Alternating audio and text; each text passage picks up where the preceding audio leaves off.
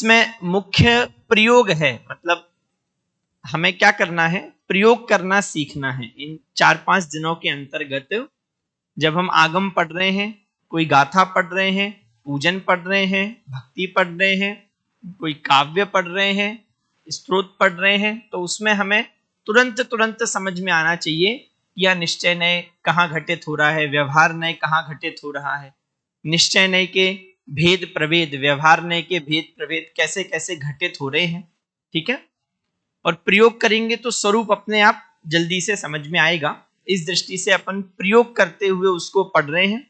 कल अपन ने निश्चय नय व्यवहार नय के 4 लक्षण देखे थे और बारंबार उनका प्रयोग किया था, जिससे अपन को समझ में आ सके कि निश्चय नय क्या है और व्यवहार नय क्या है। ठीक है, कल का विषय सबको ख्याल में है? कोई प्रश्न, कोई बात समझ में नहीं आ पाई हो? सब स्पष्ट है, क्लियर है? कौन सा वाला क्लियर है? पहला वाला, दूसरा वाला, मतलब सब समझ में आने वाला क्लियर है कि सब पहला वाला? चलो तो फिर बताओ 4 लक्षण कौन कौन से थे, जल्दी से। माइक माइक दे दिया करो ना जल्दी से, हाँ बोलो। और भैया आप लोग, टाइम क्या है कक्षा का, बताओ बोलो। 8:15 है ना, तो कितने हो गए? बैठो जल्दी बैठो, बोलो। व्यवहार नय कथनचित भेद और उपचार करके कथन करता है, और हाँ, निश्चय नय बहुत बढ़िया। अभेद पहला लक्षण कौन सा है? भेद अभेद, उपचार अनुपचार। ठीक है, अगला?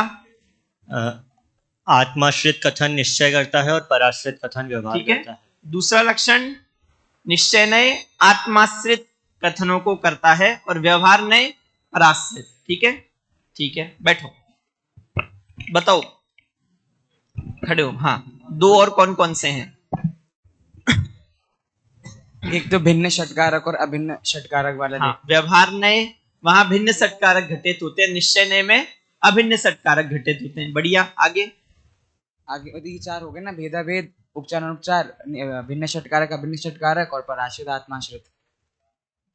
और एक हाँ कारण कार्य से मिलावट से कार्य करता है, हाँ, वो व्यवहार हो मोक्ष गया। मार्ग प्रकाशक के आधार से देखा था ना, बोलो पूरा बोलो, ख्याल में है? उसमें ऐसा है कि जो व्यवहार नय है वह कारण कार्य आदि को मिलाकर कथन करता है, और निश्चय नय जो है वो मिलाकर नहीं अभेद रूप से कथन करता है। 100 पर 100 द्रव्य, पर द्रव्य को किसी में मिलाकर, कारण कार्य आदि को मिलाकर जो निरूपण करता है वो व्यवहार नय है। ठीक है, और जो वस्तु जैसी है उसके ही भाव के आधार से जो कथन करता है वो निश्चय नय है। ठीक है, ये सारी चर्चा अपनी कल हुई थी। आज अपन को व्यवहार नय के भेदों के संबंध में चर्चा करनी है। ठीक है, ये पीछे,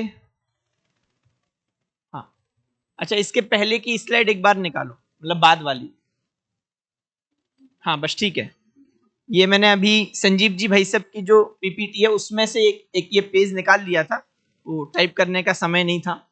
देखो, ये दादा ने नए चक्र में पहले नयों की परिभाषा बताने के बाद निष्कर्ष रूप में निश्चय ने व्यवहार नय की जो मुख्य मुख्य परिभाषाएं हैं उनको एक साथ लिखा है, उसको ही भाई साहब ने पीपीटी में शॉर्ट करके लिखा है। ठीक है, सबसे पहला बोलते चलो जल्दी जल्दी, सबसे पहले अभेद और अनुपचार, व्यवहार नय में भेद और उपचार। दूसरा, अच्छा जो लोग ये सोच रहे हैं पड़ोसी तो बोल ही रहे हैं, तो पड़ोसी को याद होगा, बोलते चलो जल्दी से। तीसरा,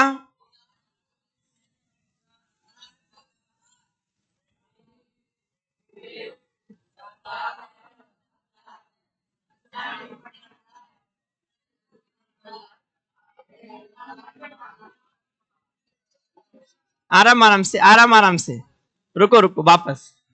निश्चय नय असंयोगी कथन करता है, व्यवहार नय निश्चय नय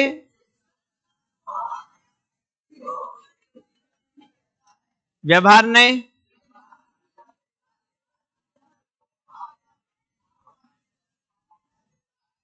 निश्चय नय व्यवहार नय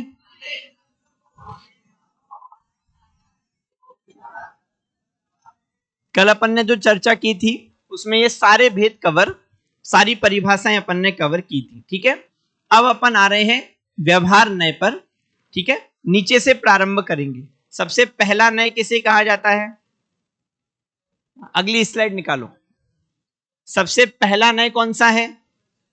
नीचे से उपचरित असद्भूत व्यवहार नय। दूसरा अनुपचरित असद्भूत व्यवहार नय। तीसरा उपचरित सद्भूत व्यवहार नय। और चौथा अनुपचरित सद्भूत व्यवहार नय।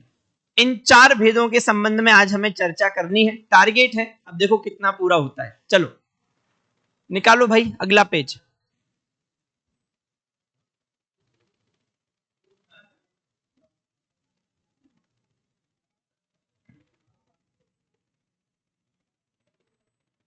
चलो ठीक है, वो आ रहा है, आप तब मेरी सुनो। अब जब अपन ये कह रहे हैं व्यवहार नय में अपन ने उपचरित और अनुपचरित भेद किए, ठीक है। लेकिन व्यवहार नय ही वास्तव में कैसा है? व्यवहार नय ही वास्तव में उपचार है। कल अपन ने परिभाषा देखी थी ना निश्चय नय और व्यवहार नय की। तो सबसे पहले लक्षण में क्या देखा था? व्यवहार नय कैसा है? उपचार है, ठीक है। और निश्चय नय के कथन कैसे हैं? वो अनुपचार है। तो व्यवहार नय खुद अपने आप में क्या है? उपचार है।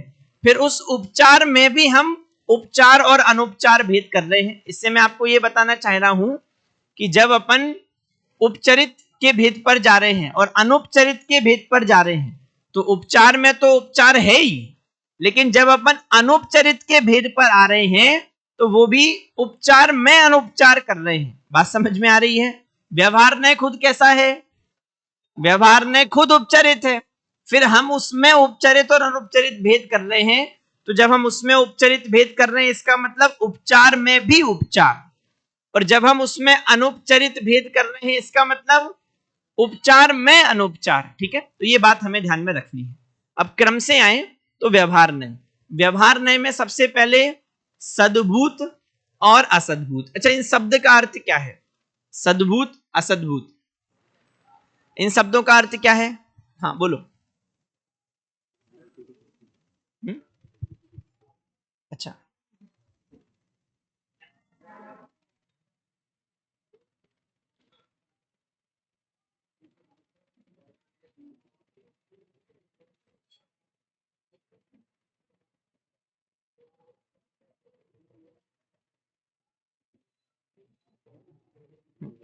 विशाल को भेज।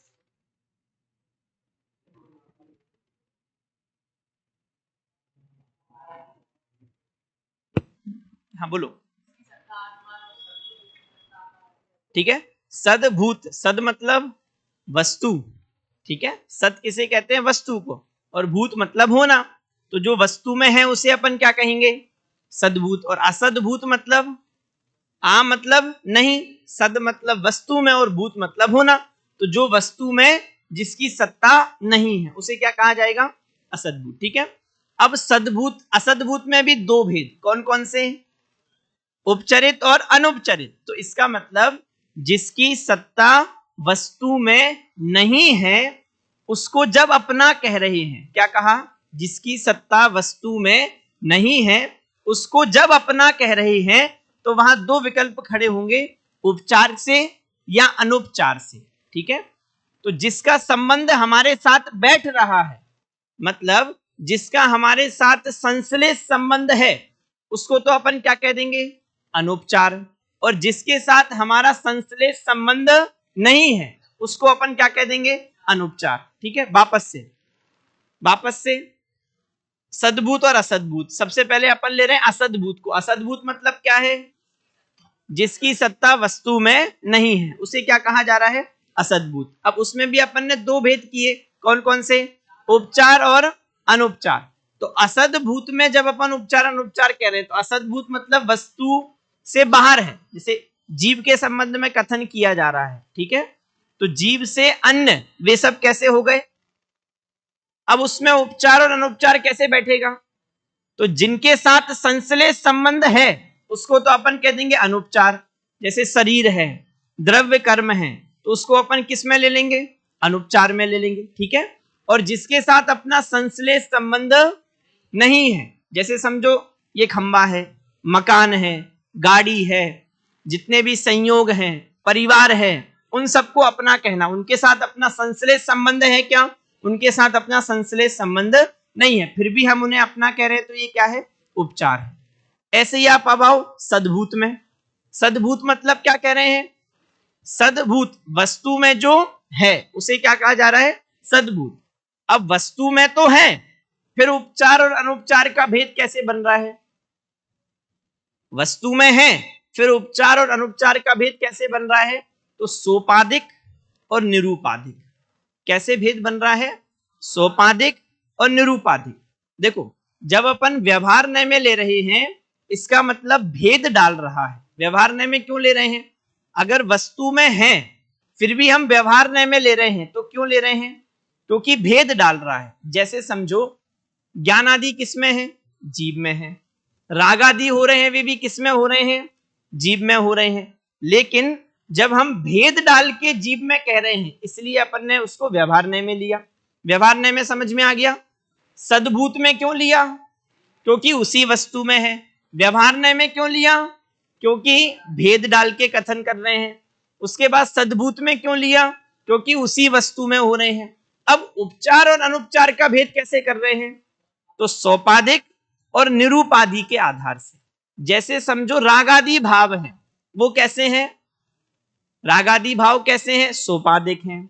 फिर जो अल्प विकसित पर्याय है, जैसे हम आपकी मति, सुर, ज्ञान आदि जो पर्याय है, वो भी कैसी है?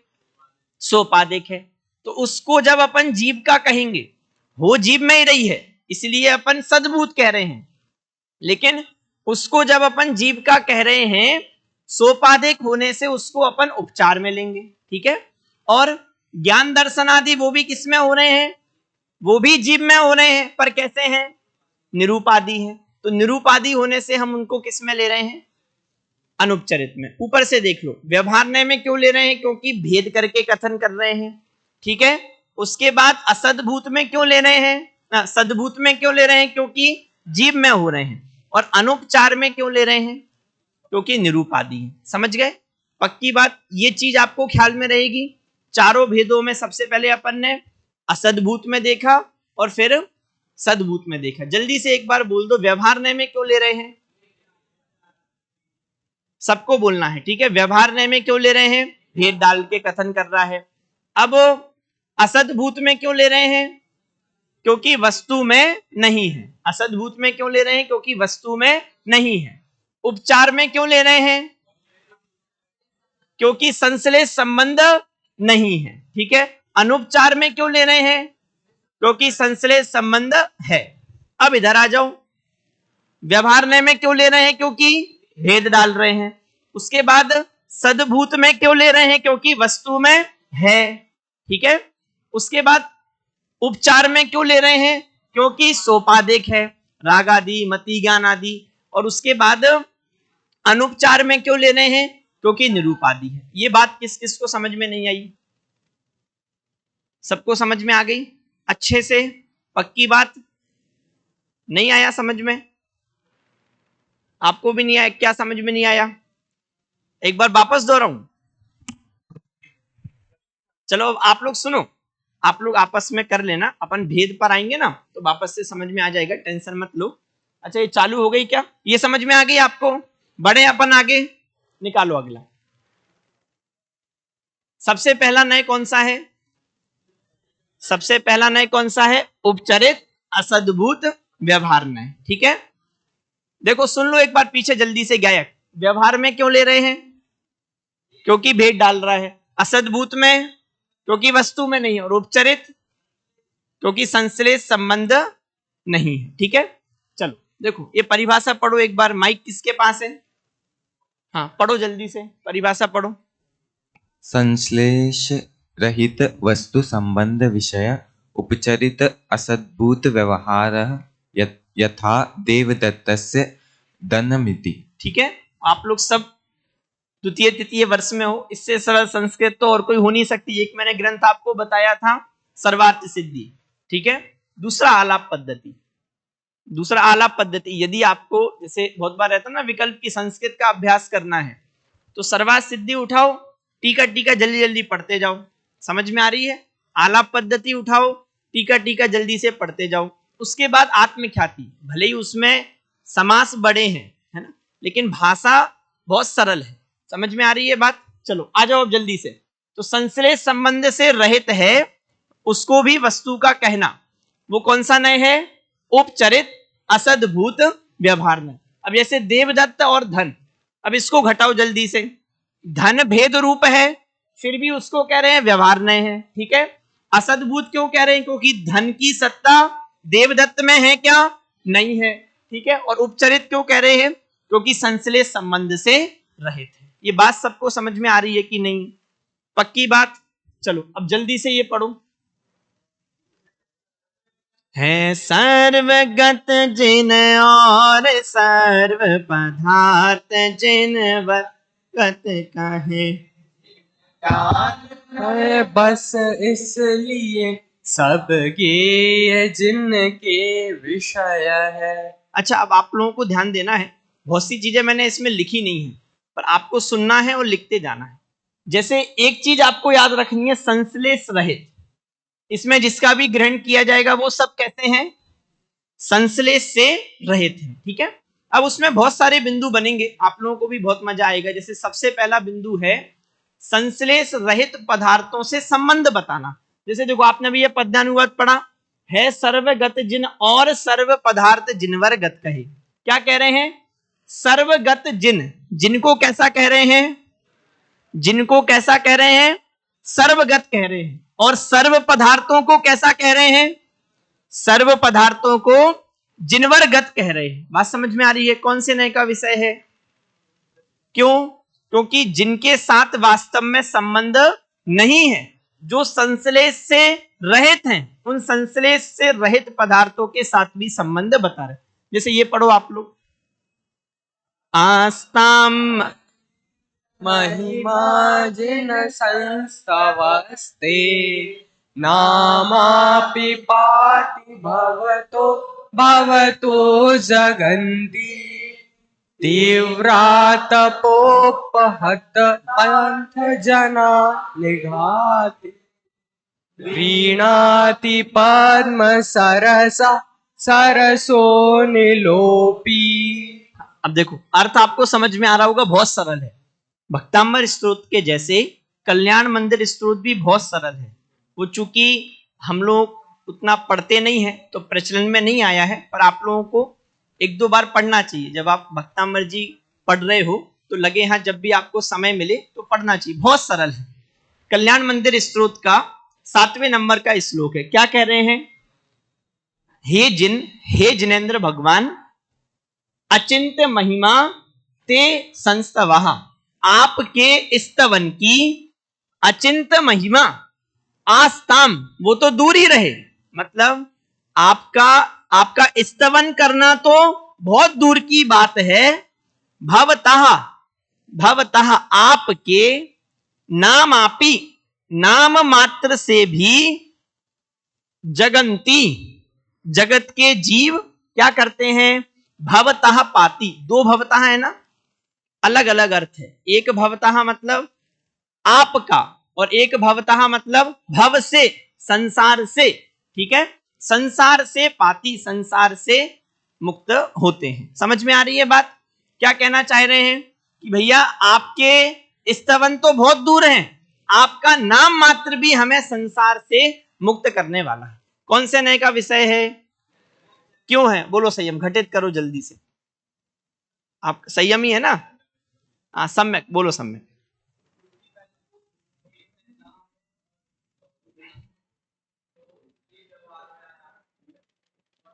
अच्छा, अगर नाम से अपन कथन कर रहे हैं तो वहां उपचरित असद्भुत व्यवहार नहीं घटित होगा क्या? जैसे मैंने बोला आकाश, तो ये उपचरित असद्भुत व्यवहार नहीं घटित होगा क्या? वहां तो कौन सा नहीं घटित होगा? अरे बोलो, अनुपचरित असद्भुत व्यवहार नहीं घटित होगा। इसमें उपचरित असद्भुत व्यवहार नहीं क्यों है? जल्दी से भैया, आप लोग क्यों बैठे हो? मुझे ही दिमाग थोड़ा ना लगाना है, आप लोगों को लगाना है, मुझे तो पता ही है। भैया बताऊं? हाँ बोलो जल्दी। जिनमें और जगत पार यानी मोक्ष में, इसमें दोनों में भेद है, इसलिए व्यवहार में आया। भेद कथन होने से व्यवहार में है, और भगवान के अंदर ही नहीं है, तो इसलिए असद्भुत हो गया। देखो, बहुत इतना कठिन नहीं करना है, बहुत सरल सी बात है। जिनेंद्र भगवान के नाम को, जिनेंद्र भगवान के नाम को अपने संसार के अभाव का कारण बता रहे हैं। कह रहे हैं आपका स्तवन तो बहुत दूर की बात है, आपका नाम मात्र भी, आपका नाम मात्र भी ये जो संसारी जीव हैं, इन संसारी जीव को भव से मुक्त कराने वाला है। ठीक है, तो हम संसारी जीवों के भव से मुक्ति का कारण किसे कह रहे हैं? जिनेंद्र भगवान के नाम मात्र को कह रहे हैं। पहली बात, अब देखो सुनना ध्यान से, उसको घटाओ, वो याद रखना है। भेद है, किसमें भेद है? हम में, हमारे कल्याण में, और जिनेंद्र भगवान के नाम में भेद है, इसलिए व्यवहार नहीं है। असद्भूत, वे, उनका नाम हम में है क्या? नहीं है, असद्भुत। उपचरित, उपचरित क्यों है? क्योंकि संश्लेष संबंध से रहित है। ठीक है, बात समझ में आ रही है? अब आप लोग बनाओ जल्दी से उदाहरण। किसका उदाहरण बनाना है? उपचरित, असद्भुत, व्यवहार नहीं का। सोचो, जल्दी जल्दी सोचो। आपसे अच्छा कल कहा था कि थोड़ा थोड़ा सोच के आना। बोलो जल्दी से। आकाश को दो माइक। मेरे सुत्तिये में सबल दी, मेरे सुत्तिये, मेरे सुतती, अच्छा ठीक है, समझ में आया। मेरे सुततिये में सबल दीन, है ना? तो वो कह रहा है कि भैया उपचरित असद्भुत व्यवहार नहीं कहाँ आ गया? जब आप यही कह रहे हो ना कि मेरे सुत, मेरा पुत्र, वहीं कौन सा नय घटित हो रहा है? उपचरित असद्भुत व्यवहार नय घटित हो रहा है। ठीक है, चलो हाँ बोलो, जल्दी बोलो। पार्श्वनाथ स्त्रोत, अपुत्रीन को तुम भले पुत्र दीने। ठीक है, अब ऐसे उदाहरणों को मैंने गौण किया है ना? और आप लोग समझ रहे हो क्यों किया है। चलो बढ़े अपन आगे, लेकिन सही है, बात सही है। कौन सा नय घटित होगा? कौन सा नय घटित होगा? उपचरित असद्भुत व्यवहार नय। चलो आगे सोचो आप लोग। ठीक है, अच्छा पहला पॉइंट ख्याल में रखना है। पहला पॉइंट अपना क्या था? नहीं नहीं, मैंने आपको लिखवाया है जो पहला पॉइंट, संश्लेष संबंध से। हाँ बोलो, इसको दो माइक जल्दी से। हाँ, संश्लेष रहित पदार्थों से संबंध। अच्छा अब दूसरा, संश्लेष रहित पदार्थों से धर्म अधर्म का संबंध बताना, संवर निर्जरा का कारण बताना। इसका उदाहरण बनाओ जल्दी से। जैसे मैं आपको एक एग्जाम्पल दे दूं, वो आप लोगों ने भक्ति सुनी है, जब मुनिवर आते हैं वैराग्य जगाते हैं, है ना? अब जब मुनिवर आते हैं वैराग्य जगाते हैं, वैराग्य संवर निर्जरा का कारण है। ठीक है, हमारे वैराग्य का कारण किसे कह रहे हैं? जब मुनिवर आते हैं वैराग्य जगाते हैं, मुनिराज का आना, उसको हमारे वैराग्य का कारण कह रहे हैं। कौन से नय का विषय है? मैं आपको सिर्फ ये बताना चाह रहा हूं कि अलग अलग बिंदु बना के सिर्फ ये समझाना चाह रहा हूं कि अपन को सिर्फ, जैसे समझो जो बाह्य वस्तु दिख रही है उससे अपना सिर्फ संबंध बता रहे हैं, वहीं सिर्फ व्यवहार नहीं है। हम क्या करते हैं, तुरंत जल्दी से आसपास जो हमारे पदार्थ दिख रहे हैं उनसे सिर्फ संबंध दिखाना, उसको हम व्यवहार में ले लेते हैं, लेकिन फिर हम घटित नहीं कर पाते। आगम में कैसे घटित करोगे?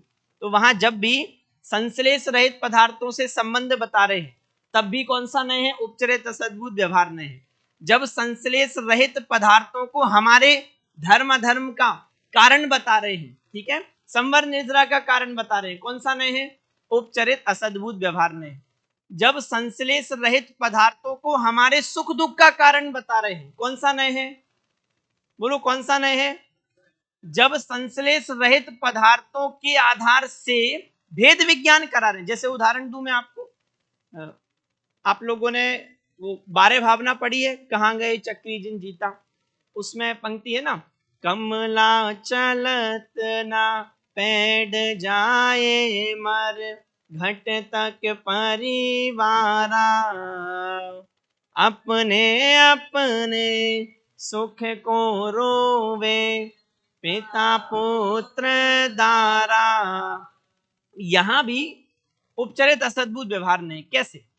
वो आपको ये बताना चाह रहे हैं कि आपकी जो कमला है, आपकी स्त्री है, आपके परिवार वाले हैं, उन सबके आधार से आपको भेद विज्ञान कराना चाह रहे हैं।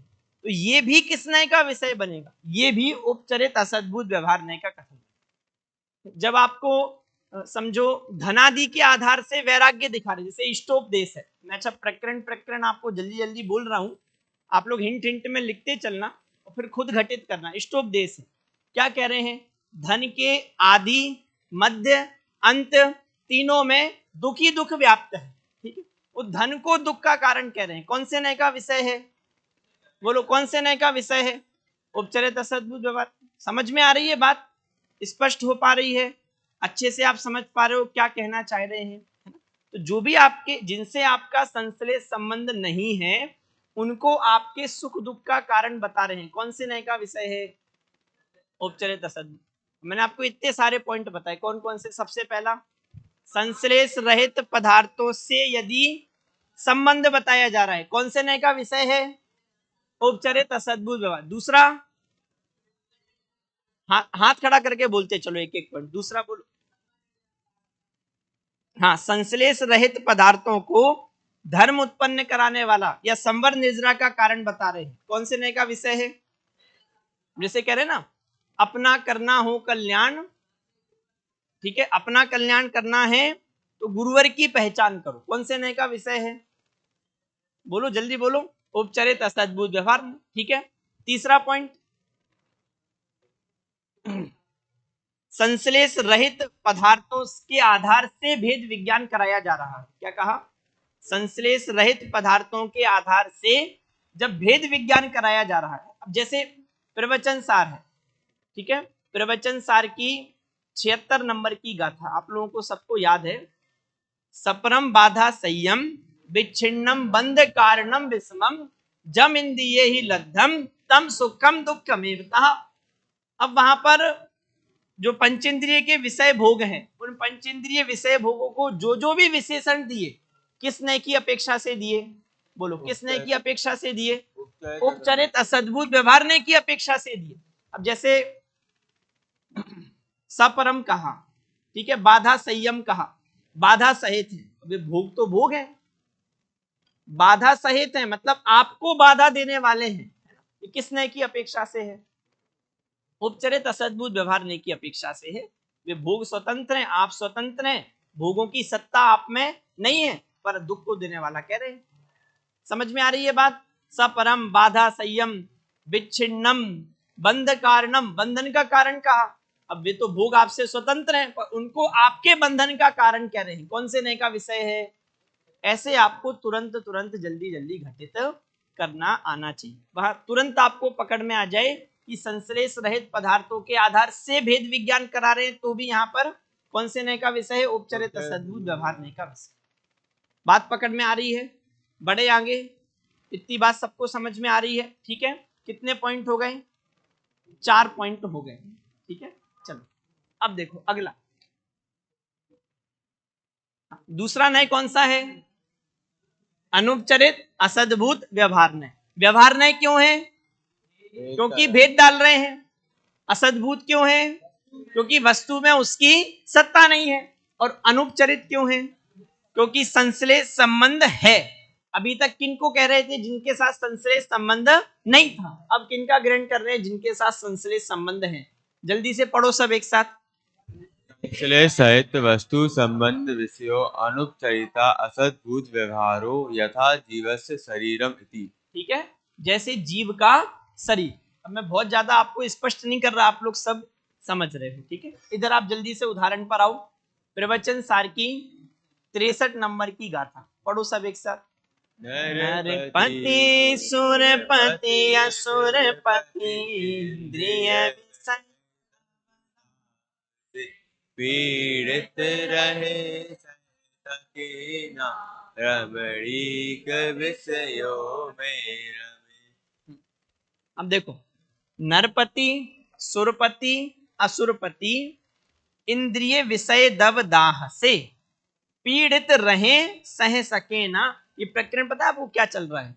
प्रवचन सार का सुखाधिकार चल रहा है। और वहां ये समझाना चाह रहे हैं कि भैया ये जो नरपति हैं, सुरपति हैं, असुरपति हैं, ये भी दुखी हैं। आप ये समझो, प्रवचन सार का जो सुखाधिकार है, पंचेंद्रिय विषय भोगों में सुख नहीं है, है ना, उनके आधार से जो सुख की कल्पना करते हैं वे भी वास्तव में दुखी हैं। इसका सबसे बढ़िया अगर कहीं वर्णन किया है तो प्रवचन सार ग्रंथ में ही किया है। देवगति के जीव दुखी हैं, इसका सबसे अच्छा तर्क यदि कहीं दिया है प्रवचन सार जी ग्रंथ में, बहुत बढ़िया तर्क दिया। कह रहे हैं नरपति सुरपति असुरपति दुखी है। कैसे पता? कि भैया वे पंचेंद्रिय विषय भोगों में झपट्टे लगा रहे हैं, इससे ही पता चल रहा है कि वे दुखी हैं। क्यों? क्योंकि पंचेंद्रिय विषय भोगों को भोगने कब जाता है व्यक्ति? जब उसकी इंद्रियां उसे पीड़ा देती हैं। हम आप भी दुखी हैं, कैसे पता? कैसे निर्णय करें? हम आप पंचेंद्रिय विषय भोगों के पीछे भाग रहे हैं ना, इससे पता चल रहा है कि हम दुखी हैं। क्यों? क्योंकि हम पंचेंद्रिय विषय भोगों के पीछे कब भाग रहे हैं? जब हमारी इंद्रियां हमें पीड़ा दे रही हैं। तो इंद्रियां पीड़ा दे रही हैं, कौन से नए का विषय है? बोलो कौन से नए का विषय है? अनुपचरित असद्भुत व्यवहार नए का। ठीक है, समझ में आ रही है बात? जब संश्लेष सहित पदार्थों के आधार से दुख बताया जाए, जब संश्लेष सहित पदार्थों के आधार से सुख दुख बताया जाए, वहां कौन सा नय है? वहां अनुपचरित असद्भुत व्यवहार में। ठीक है, फिर जहां पर संश्लेष सहित पदार्थों के आधार से महिमा मंडन किया जाए, वहां भी कौन सा नय है? वहां भी उपचरित असद्भुत व्यवहार नय है। ठीक है, अनुपचरित असद्भुत व्यवहार में है। पढ़ो अगला, भक्तामर जी का श्लोक है। राग रुचि भी परमाणु विश्वम निर्मापित अच्छा, बिना माइक एव खलु ते प्रणवः प्रतिभ्याम् यते समानमपरं नहि रूपमस्ति। किसकी बात कर रहे हैं? भगवान के औदैहिक शरीर की बात कर रहे हैं। किसकी बात कर रहे हैं? उनके औदैहिक शरीर की बात कर रहे हैं। क्या कह रहे हैं? ये शांत राग रुचि भी परमाणु विश्वम निर्मापितः त्रिभुवनैक ललाम भूत। त्रिभुवनैक ललाम भूत, आप जिन शांत परमाणुओं से निर्मित हुए हो, तावंत एव खलु ते प्रणवः प्रतिभ्याम, इस पृथ्वी पर वे परमाणु तावंत एव उतने ही थे। बात समझ में आ रही है? जिनसे आप निर्मित हो गए। इससे क्या आशय है? कि फिर और कोई निर्मित हो नहीं पाया, आपके जैसा अन्य कोई भी नहीं है। औदैहिक शरीर के आधार से महिमा का वर्णन कर रहे हैं। कौन से नय का विषय है? अनुपचरित असद्भुत व्यवहार नय का कथन। और बताओ, आप उदाहरण बता रहे हो, बोलो, दो माइक दो जल्दी से। निरखो अंग अंग जिन बहुत वर बढ़िया। निरखो अंग अंग जिनवर के, जिनसे झलके शांति अपार। निरखो अंग अंग जिनवर के, जिनवर के अंगों को निरखने का कह रहे हैं। कौन से नय का विषय है? बोलो कौन से नय का विषय है? क्या हुआ? नहीं नहीं, कहां पर? निरखो अंग अंग जिनवर के कह रहे हो क्या? इसलिए तो पहला पद पकड़ना है। जिनवर के अंगों को जिनवर का कह रहे हैं। निरखो अंग अंग जिनवर के कह रहे हैं ना। फिर जिनसे झलके शांति अपार, है ना, हमें और उनसे शांति झलक रही है, उसमें वही नए घटित होगा। हाँ बोलो।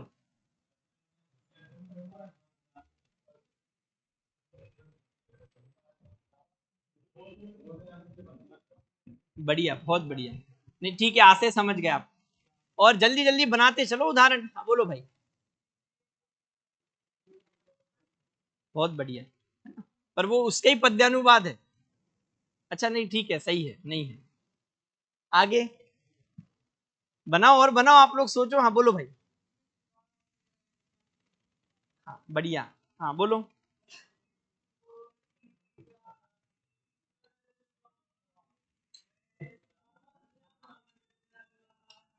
ठीक है, तो वहां घटित तो करो। आप लोग तो बस भक्ति करने का मौका मिल जाए। कौन सा नए घटित हो रहा है? क्यों हो रहा है? भैया वो आप घटित करो, हम लोग तो उदाहरण बता रहे हैं, घटित आपको करना है। हाँ बोलो पीछे भाभी, माइक दे दो। है परम दिगंबर मुद्रा जिनकी। ठीक है, बढ़िया। हाँ और, हाँ बोलो। हाँ बढ़िया, और बोलते चलो, हाँ बोलो। ठीक है, और निरखत जिन चंद्र वदन स्वपति बढ़िया, सुरुचि। ठीक है, समझ गए आप लोग, पक्की बात। अब अपन दिशा बदल दे आगे। 2 पॉइंट हो गए, कौन कौन से? संश्लेष रहित, संश्लेष सहित पदार्थों के आधार से सुख दुख बताया जाए। दूसरा, संश्लेष सहित पदार्थों के आधार से महिमा मंडन किया जाए। तीसरा, संश्लेष सहित के साथ धर्म अधर्म और सदाचार का संबंध बताया जाए। जैसे पूरे के पूरा आपका चरणानुयोग इन 2 नयों पर ही टिका है। आपका पूरा का पूरा चरणानुयोग इन 2 नयों पर ही टिका है। बात समझ में आ रही है? जैसे समझो, अगर हम वहां पर संश्लेष रहित को लें, ठीक है, तो वहां पर पहला नय घटित हो जाएगा, और संश्लेष सहित को लें तो वहां पर दूसरा। जैसे समझो सदाचार भी, अच्छे से बैठो, हाथ जोड़ो। समझ में आ रही है बात? अब ये सब कौन से नय का विषय है? बोलो कौन से नय का विषय है? अनुपचरित असद्भूत व्यवहार नय का विषय है। अब मैं आपको सिर्फ पॉइंट पॉइंट बता रहा हूं, भी अब आपको खुद विचार करना है। अब जैसे आत्मानुशासन जी में बहुत लंबा चौड़ा प्रकरण है, जिसमें शरीर को दुख का कारण कह रहे हैं। कौन से नय का विषय है? अच्छा, आत्मानुशासन जी में ही बहुत करीबन 20-30 श्लोकों में स्त्री को दुख का मूल कहा। कौन से नय का विषय है? हाँ बढ़िया, मुझे लगा आप फ्लो में सब में अनुपचरित असद्भुत व्यवहार में। तो वहां जब स्त्री को दुख का कारण कह रहे हैं, कौन से नय का विषय है? उपचरित असद्भुत व्यवहार में। शरीर को दुख का कारण कह रहे हैं, कौन से नय का विषय है? अनुपचरित असद्भुत व्यवहार में। ठीक है, समझ में आ रही है बात? बढ़े आगे, घटा रहे हो आप? और कोई एग्जाम्पल स्पष्ट है? अरे बोलो हाँ या ना। अब बस इसमें मुझे आपको सिर्फ ये समझाना है, विचार करो। जैसे समझो व्यसन है, सप्त व्यसन है, ठीक है, व्यसनों को दुख का कारण कह रहे हैं। कह रहे हैं हे दूर्थ मिथ्या दृष्टि, ये मदिरा पान करता रहेगा तो ये संसार में ही पड़ा रहेगा। कौन से नय का विषय? हाथ खड़ा करना है, बोलो निश्चय। अनुपचरित असद्भुत व्यवहार नय क्यों? मदिरा का आपके साथ श्लेष संबंध है, संश्लेष संबंध है। क्लास वाले कह रहे हैं कि हाँ भैया निश्चल के साथ है। बोलो कौन से नय का विषय है? भैया हमने जब पी ली तब की बात कर रहे हैं, दूर रखी हुई मदिरा की बात नहीं कर रहे। बहुत बढ़िया, बोलो कौन से नय का विषय है? उपचरित असद्भुत व्यवहार नय का विषय है। समझ में आ रही है बात? जब अपन ये कह रहे हैं भैया सत समागम में रहो, सत समागम में रहोगे तो सद्बुद्धि आएगी, कौन से नय का विषय है? ठीक है, अब ये सारे कथनों की विवक्षा आपको समझ में आने लगना चाहिए। एक एक जो कथन है उसका भाव आप तुरंत तुरंत पकड़ते चले। और बताओ उदाहरण हो गया? हाँ बोलो। हाँ बढ़िया, बहुत बढ़िया। ठीक है, बढ़े आगे जल्दी से। 2 नए बाकी, अभी 2 ही नए हुए हैं। अगले पर आ जाएं सर्वज्ञ। ठीक है, चलो अगला तीसरा कौन सा है? उपचरित सद्भूत व्यवहार नय। व्यवहार क्यों है? व्यवहार नय क्यों है? क्योंकि भेद डाल रहा है। सद्भूत क्यों है? क्योंकि वस्तु में है। और उपचरित क्यों है? क्योंकि सोपाधिक है। भूल गए? उपचरित क्यों है? क्योंकि सोपाधिक। पढ़ो ये परिभाषा जल्दी से। सोपाधि गुण गुणिनो भेद विषय उपचरित सद्भुत व्यवहारः यथा जीवस्य मति ज्ञानादयो गुणः।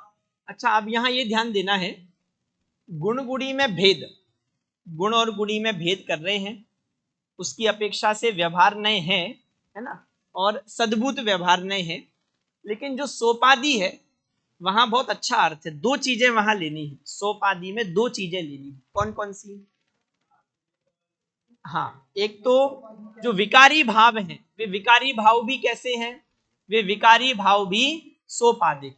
ठीक है, दूसरा मति ज्ञानादि जो पर्याय हैं, वे मति ज्ञानादि पर्याय भी कैसी हैं, इसको हम कहें अल्प विकसित जो पर्याय है, वो अल्प विकसित पर्याय भी कैसी है, अल्प विकसित पर्याय भी सोपाधिक है। ठीक है, अगर परीक्षा में आए सोपाधि का अर्थ करो, समझ में तो बात समझ में आना चाहिए, वरना आप लिख दो उपाधि सहित, माइनस में नंबर मिलेंगे। आप लोगों ने अगर ऐसे उल्टे सीधे उत्तर लिखे, मैंने आपसे पूछा सोपाधि का अर्थ करो, तो आपको उपाधि सहित ये अर्थ नहीं करना है। सोपाधि में वहां दो चीजें लिखनी है, कौन कौन सी, पहली रागादि विकारी पर्याय, ठीक है, और दूसरी अल्प विकसित पर्याय।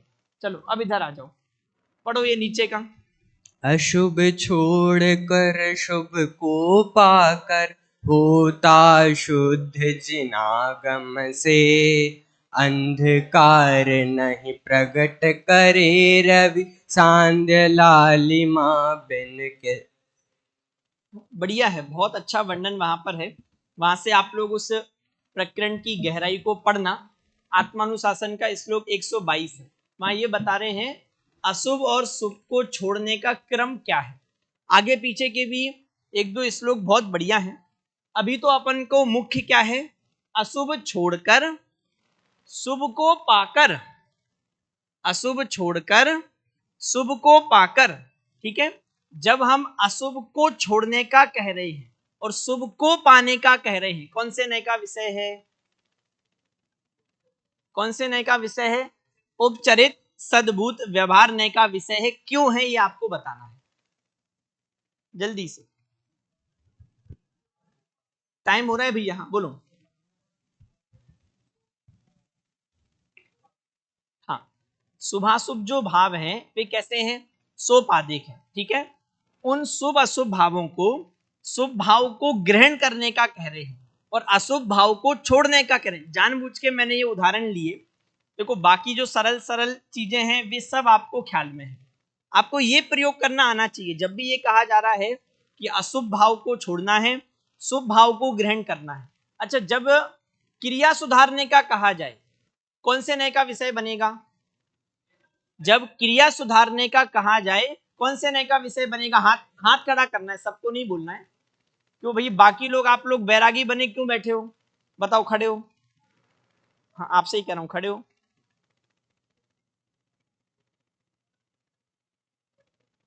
प्रश्न क्या है, खड़े रहो। और किस किस को नहीं पता, हाथ खड़ा करो। अच्छा, किस किस को पता है, हाँ खड़े हो, नहीं आगे आगे, खड़े हो। प्रश्न क्या है, प्रश्न क्या, उत्तर नहीं, प्रश्न पूछ रहा हूं। अब बताओ ऐसे कैसे काम चलेगा, किस किस को पता है, हाथ खड़ा करो। पीछे red T shirt, red shirt, हाँ। अच्छा, रेड शर्ट कौन से नए का विषय है, ठीक है, हाँ अब बोलो, प्रश्न क्या है। मैं आपको सिर्फ ये बताना चाह रहा हूं, जिन 3-4 लोगों को उत्तर नहीं पता था उन्हें प्रश्न भी नहीं पता है, इसका मतलब उनका ध्यान नहीं है। बहुत सरल चर्चा चल रही है भाई, कुछ कठिनाई है ही नहीं। अब आप यहाँ बैठे बैठे भोजन का सोचोगे या फिर वापस कब जाना है ये सोचोगे, है ना, तो ऐसे कैसे काम चलेगा। ठीक है, कोई बात नहीं, बैठो, ध्यान दो, है ना। हाँ, उत्तर दे रहे हो, नहीं दे पा रहे हो, कोई बात नहीं, बैठ जाओ, ध्यान दो, ठीक है। आदि बताओ, प्रश्न क्या था, उत्तर क्या है, जल्दी से। हाँ बढ़िया, कौन से नए का विषय है, क्रिया सुधारने का कहा जा रहा है, कौन से नए का विषय, उपचरित सद्भूत व्यवहार ने। वो नीचे वाले अच्छे से उत्तर नहीं दे पा रहे, अच्छे से उसके कान तक बात पहुंचे ऐसा तो बोलो, और सही बोल रहे हो, बोलो वापस बोलो, ठीक है। अनुपचरित असद्भूत व्यवहार में, अब सुनना ध्यान से, अगर उसमें संश्लेष रहित पदार्थों से संबंध बताया जाए तो कौन से नए का विषय बनेगा। अब जल्दी जल्दी उत्तर आना चाहिए, उपचरित असद्भूत व्यवहार में, ठीक है। और जब आपके ही मतलब आपकी क्रिया मात्र सुधारने का कहा जा रहा है, कौन से नए का विषय बन रहा है, इतनी भी जल्दी नहीं, प्रश्न पूरा हो जाए उसके बाद। चलो बढ़े आगे, ये समझ में आ गया आपको, पक्की बात। अब यहाँ पर अशुभ भाव को छोड़कर शुभ भाव में आने का कहा जा रहा है। कौन से नए का विषय है? उपचरित सद्भूत व्यवहार में। अच्छा जल्दी से ये पढ़ना है, पढ़ो मत आप, समय अपने पास नहीं है। मैं इसका भाव बता देता हूं। इस श्लोक से आप लोग सब परिचित हो, मोक्ष मार्ग प्रकाशक जी में भी इस श्लोक को कोट किया है। समय सार का 203 नंबर का श्लोक है। सुनो सब, यहां ध्यान दो। यहां ये कह रहे हैं रागादि भाव किसके हैं? रागादि भाव किसके हैं? तो कह रहे हैं रागादि भाव पुद्गल के तो नहीं हो सकते। रागादि भाव पुद्गल के नहीं हो सकते कि भैया फिर जीव अजीव के मिली जुली सरकार मान लो, जीव और पुद्गल की अक्षय मिली जुली सरकार मान लो। क्या कारण दिया, क्यों जीव अजीव की मिली जुली सरकार क्यों नहीं है? तो कह रहे हैं जैसे जीव को फल प्राप्ति हो रही है वैसे ही पुद्गल को फल प्राप्ति हो रही है। ऐसा दिख पा रहा है क्या? नहीं दिख रहा। इसका मतलब जीव और अजीव की मिली जुली सरकार भी नहीं कह सकते। इससे वो ये बताना चाह रहे हैं कि रागादि भाव किसके हैं? रागादि भाव जीव के हैं। तो जब रागादि भाव को जीव का बताया जा रहा है, कौन से नए का विषय है? उपचरित सद्भूत व्यवहार नए का विषय है। ठीक है, पुरुषार्थ सिद्धि उपाय में आप लोगों के लिए होमवर्क है, कल आपको ढूंढ के आना है। पुरुषार्थ सिद्धि उपाय ग्रंथ में रागादि के साथ व्याप्ति घटाई। किसके साथ? राग के साथ व्याप्ति घटाई। घटेगी कि नहीं? बताओ घटेगी कि नहीं? अब आप ये देखो, प्रयोजन की अपेक्षा से हर प्रकार के कथन किए जाते हैं। राग आदि के साथ व्याप्ति बनाई, बन जाएगी। कैसे बन जाएगी? जहां जहां राग होगा वहां वहां आत्मा होगी। कोई दिक्कत आई? जहां जहां आत्मा नहीं होगा वहां वहां राग भी नहीं होगा। बताओ बन गई व्याप्ति। तो वहां प्रयोजन ये है, वो राग आदि को तुम्हारा बताना चाह रहे हैं कि भैया ये राग आदि को नहीं छोड़ोगे मरोगे, परेशान होगे, दुखी होगे। तो राग आदि को जब जीव का बताया जा रहा है, जीव के साथ व्याप्ति बनाई जा रही है। कौन से नए का विषय है? उपचरित सद्भूत व्यवहार नए का विषय है। अपना समय हो गया है। इस नए के संबंध में अभी अपनी चर्चा बाकी है। इसके संबंध में चर्चा करते हुए अपन कल इसका अगला जो नए है उसके संबंध में चर्चा करेंगे। अभी जो अपन ने 3 नए पढ़ लिए हैं उसमें जितने भी बिंदु मैंने आपको बताए हैं, कम से कम अगर आपको जब भी ख्याल में आए तो उसके उदाहरण आपको साथ में लिखते चलना है। ठीक है, क्योंकि आपको ही काम में आएंगे। ऐसे ही पूछा जाएगा उपचरित असद्भुत व्यवहार ने के 3 एग्जाम्पल बताओ, आगम के कोई 3 उदाहरण बताओ। ठीक है, चलो अभी अपन यहीं पर विराम ले रहे हैं। एक साथ बोलिए। समझ में आ रहा है आप लोगों को? पक्की बात, कठिन तो नहीं पड़ रहा? अभी आगामी क्रम में